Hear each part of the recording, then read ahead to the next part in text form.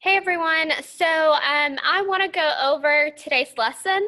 I didn't record it because I wanted to walk you through everything because you do have a poetry project that is a test grade. So I want to go over that with you guys right now. But I also want to talk about this extra credit opportunity that you will have over Thanksgiving break. So let's go ahead and just jump right in. Let's see here.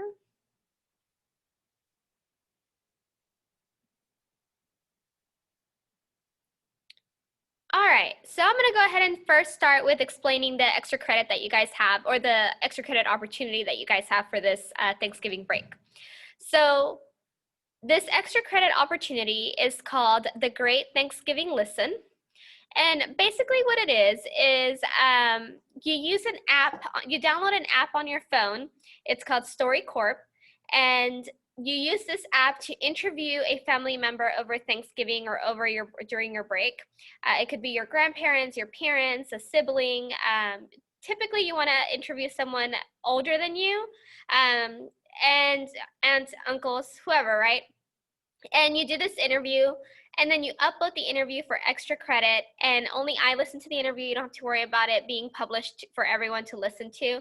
But it's a nice way to get to know, a family member and ask them questions that maybe you've never asked them before. And it's something nice to have that you can cherish, forever, right? Depending on how long you want to keep it. So I'm gonna show you the app.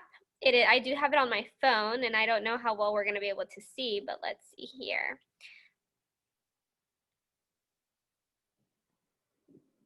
All right, so the app, again, is called StoryCorps.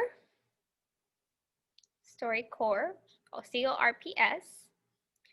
And when you open the app, when you download, you'll have to sign up. Once you sign up, you'll have a screen that looks like this. I know it's hard to see, but I wonder if I turn the lighting off, that's better. Let's see. Oh, that's better. All right, so it'll look like this.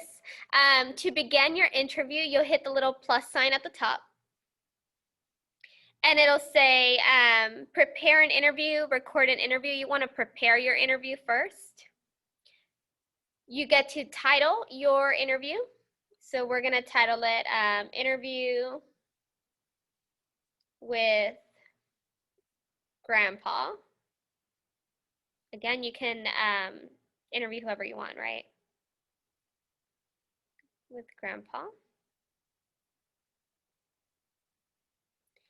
And then the cool thing about StoryCorps is that you don't have to worry about what you're going to ask. You can select a bunch of questions from the app, so that way you have exactly what to ask and you're not kind of just sitting there thinking of what to ask next. So I am going to select here where it says, what questions will you ask? Now you have a bunch of questions to choose from, and then you also have different categories. So at the very top it says best questions. So there's their hashtags, or then you can go into parents, grandparents, family heritage, first generation, growing up, love and relationships. So you get to choose what type of questions you want to ask. And then I'm just going to select a bunch of random questions just for example purposes. Okay, save. So I have 6 questions added to my app, right? So once I've selected my questions, I will hit record this interview. Now, it gives you an entire script. You don't need to worry about anything. You don't need to sit there and, and think about what to say next. You don't need to use all the fillers that we usually use when we're kind of going on a whim, like when we're like, I guess let me ask. It's all here for you. You just read the script. Before you start reading, do make sure that you hit record at the bottom. And now it's recording. You read the script, and then when you're ready to move on to the next part of the script, you just hit the check mark, and then it'll start popping up the questions. You'll get to read them, ask them to your person. They respond. Once you're done with this question, you move on, and then you keep moving on, right, until you are completely done with your interview. Once you're done, you'll hit done at the bottom. Are you sure you want to finish recording? Yes. You can take a photo if you want, or not. You don't have to. If you want to just skip, you skip this step. Then you fill out all these little it's a bunch of information really, like a title. So we already have a title. You'll write a summary. I'm just gonna put interview again. You don't need to give me a whole summary of your interview. Keywords, I'll put just family.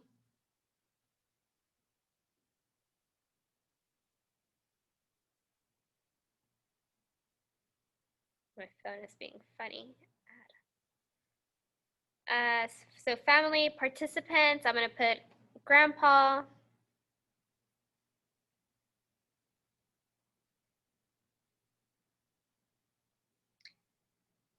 All right, so I fill out all my slots. Can't tell there we go. So filled it all out. Once I'm done, I'll hit save at the bottom. And then I am going to save to device. I'm going to save to device. And then once I save to device, I'm going to go to Schoology and I'm going to upload it into the assignment that is created on Schoology. So I'm obviously not doing that there, but you're saving and then you're uploading on Schoology. You'll see a link or an assignment on Schoology that'll say extra credit, Thanksgiving extra credit. So that's where you'll upload your recording. Okay, now the recording, let me go back to my PowerPoint. The recording is due by November 30th. So anything after November 30th will not be accepted. Guys, be aware, I don't really do extra credit often. So this is one of the few times you have this opportunity for extra credit. Take advantage of it, right? It doesn't hurt. It's just gonna help you and it's easy. So please, I encourage you to do it. Now, if you do not have access to a device or to internet, you can always write down your interview questions and responses on a paper and then just upload the picture to the assignment. You can do that, okay? All right, so that is it for the extra credit part. So the poetry project. Your poetry project is a test grade. It should be, if you follow all the instructions, it should be an easy test grade, but you need to make sure you follow all your instructions. So this right here is your rubric. You need to write a poem. Writing the poem itself is going to be worth 40 points. Your poem needs to be 50 to 100 words. It needs to be organized into lines and stanzas. When you finish writing your poem, well, first off, before you start writing it, you need to include 2 different poetic devices. So here's a list of poetic devices that you can include. When you write your poem, you need to make sure that you have 2 of these. When you are done writing your poem, you are going to annotate your poem just like we've been doing with our other poems. You know how we've been analyzing them using PAP? We're basically doing the same thing here. You'll write your poem, you'll include 2 literary devices, and then you will label, underline and highlight and label the literary devices, and then you will find and label words with positive and negative connotation. And then you are going to identify the purposes of these poetic devices, just like we have done with other poems. So you'll write out the theme of your poem. You will give an example of one of the poetic devices you use that help create the theme, and you are going to explain how it creates a theme. You'll identify the tone of your poem.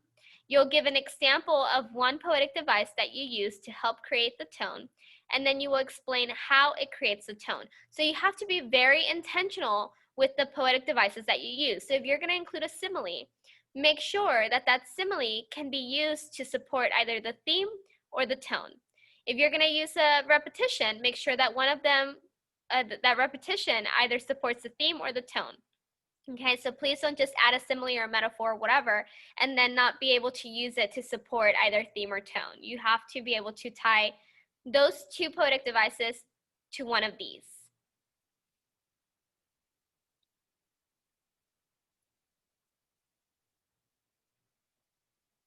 So let me see here. So I'm going to show you what the copy looks like on your Schoology folder. So here's that link, or here's the assignment itself. So again, you're going to write an original poem inspired by a picture in your camera roll or clear a different idea with your teacher. So the goal here is that your poem is inspired by one of your pictures on your phone, okay? Once you've chosen a picture, then you're going to start brainstorming.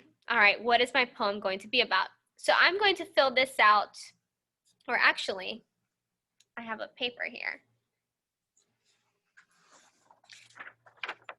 So this is the paper copy that the in-person kids got, but it's basically the same thing as this. So for my brainstorming, and I will stop sharing so you can see better. For my brainstorming, I did this graph, this organizer. In the middle, I put the topic of the picture that I chose. So I chose a picture where my daughter turned 6, or for her 6th birthday. And so I put Penny turning 6. That's my topic of the poem. Then I start writing things that I think I'm going to want to include in the poem that, you know, I remember from this event. So, or that I experienced or felt or whatever, things that are related to this event that I might want to include in the poem. So I remember when she was born, because that was one of the things that was going through my mind as we were at her birthday party. I was thinking also, the older she gets, the more of her own person she becomes. So I felt like that was important to add, you know, for this topic. And then I also put, I am in disbelief at how fast time goes by, right? In disbelief that she's turning 6. So those are 3 things that I knew, all right, when I start writing my poem about Penny turning 6, I want to include these 3 things. Like, those are important to me. I also, before I started writing my poem, I figured out the theme so that I have direction, right? So when I start writing my poem, I know that my poem needs to show this theme. Because remember, you need to do the purpose part and you need to identify the theme. So you have to have a theme. And if you write a poem before you identify the theme, you may realize like you didn't really say anything that contributes to a theme, or you didn't really say anything that has a theme. So you want to make sure that you do have that. So before you start writing, after you start brainstorming, come up with a theme. What is your poem going to, what lesson is your poem going to give? I said, enjoy the little moments because time flies. That's my theme. I also circled the 2 poetic devices that I'm going to want to include in my poem. I decided I want to use a simile and I want to use repetition. So that way when I start writing my poem, I know those are the 2 I'm going to include. Now, you guys are doing your poem online. So the good thing for you is that you can start typing and erase and start again if you want. But you can also do a rough draft on paper if you rather. That's what I did. So here's my rough draft. It's very messy, right? Because I changed my mind multiple times. And you can do that and then transfer it over to the online assignment. It's up to you. But here's my poem, and I'll read it to you so that you have an example. I said, I look at you and can't believe that 6 you are about to be. Even though my baby you will always be. Life has never felt more complete. I still remember the day you arrived. I was mesmerized as I watched you sleep. And I love watching you grow through the years. The older you get, the less of a baby you'll be. That is one thing that is clear. You are becoming your own person who is sweet, small, and determined. But know this, my dear, even though you are turning 6, my baby you will always be.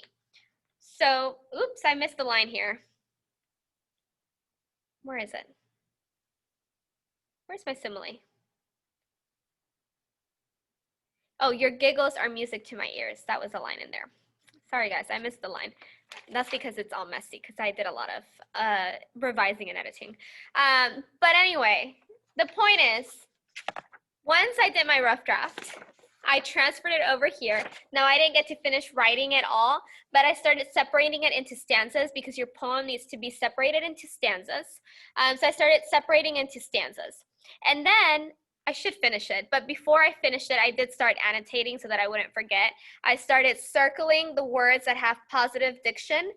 So for example, complete, for me, that has a positive feeling because I said life has never felt more complete. So I circled it, put a positive sign. Mesmerized, circled it, put a positive sign. Giggles, I would circle and put a positive sign because that's positive connotation, right? That evokes happy feelings or happy emotions. So giggles. And then your giggles are music to my ears. I underlined that.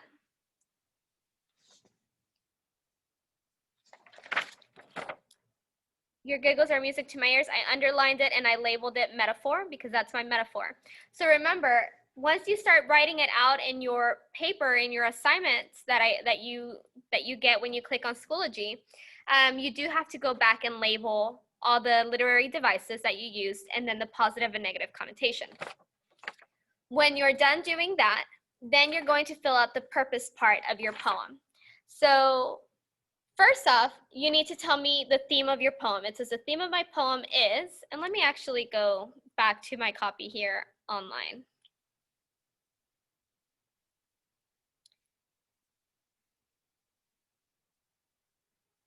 So you'll write your poem here, okay, where it says write your poem and annotate for poetic devices. And then we have our purpose part. Now your purpose part looks a little different than mine because we had to format it differently to fit it here on our online assignment. But basically you're answering each question. What is the theme of your poem? You'll write it here. What is an example of a poetic device you use that helps create the theme? So you're going to insert a quote from your poem with the poetic device. So here I would put your giggles are music to my ears. That would be the example of a metaphor. So which poetic device is it? I'm going to put I used a metaphor. How does this poetic device help create the theme? The poetic device metaphors help create the theme because blank. I would finish it off. Then I would do the same thing for tone. What is the tone of your poem? So you'll use words from the tone sheet, and I'll link that into Schoology as well. But you'll use tone words from the handout to describe the tone of your poem. Now remember, tone is the way the author feels about what they are talking about. So if I'm talking about my daughter turning 6, how do I feel about that?